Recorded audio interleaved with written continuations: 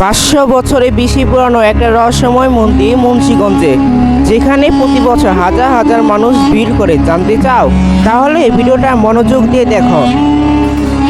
Hello guys, আজকে তোমাদের জন্য নিয়ে আসা নতুন একটি ব্লগ। আজকে তোমাদের 500 বছরের বেশি পুরানো শেখানগর মন্দির ঘুরে দেখাবো।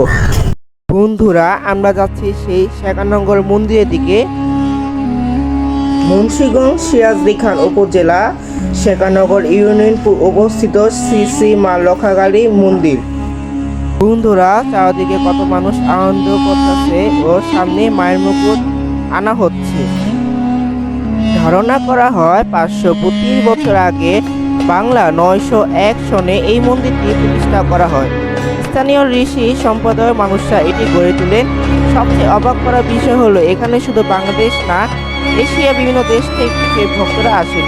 প্রতি বছর এখানে জমে ওঠে বিশাল কালী পূজা আর মেলা, যা এই জায়গার সবচেয়ে বড় ঐতিহ্য। বন্ধুরা, মাকে দেখার জন্য কত ভক্তবৃন্দরা আসছে, কত কষ্ট করে প্রসাদ ভোগ দিচ্ছে। এই মন্দিরটি মূলত অনেক অনেক জাগ্রত, কত হাজার হাজার মানুষের ভিড়। বন্ধুরা, এই মন্দিরে অনেক মানুষ আস্থা ও কবুতর মানতে দেয়। বন্ধুরা, এখানে 5টা থেকে 7টার মধ্যে আসলে মায়ের মন্দিরে প্রবেশ করতে পারবেন, কিন্তু 10টা থেকে 11টার মধ্যে আসলে তখন ভিড় জমে যায়, আসা খুবই কষ্ট। বন্ধুরা,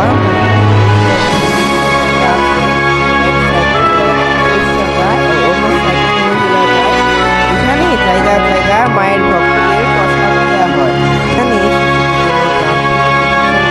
এই জায়গায় তাদের সুস্বাদু খাবার হচ্ছে পাখির খাবার। অবশ্যই কমেন্টে জানাবেন।